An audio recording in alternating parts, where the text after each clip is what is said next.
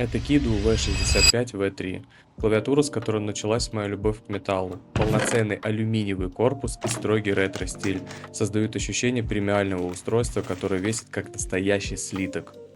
Здесь используется компактный форм-фактор 65%. Именно после этой модели я понял, что хочу пользоваться только алюминием. Вес и плотность материала дают ту уникальную акустику, которую невозможно повторить в других материалах. Что касается переключателей, они здесь вполне неплохие, но, честно говоря, мне они не совсем зашли.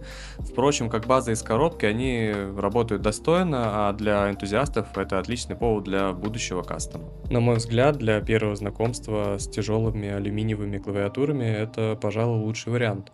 Она ощущается гораздо дороже своей цены, только послушайте, как она звучит.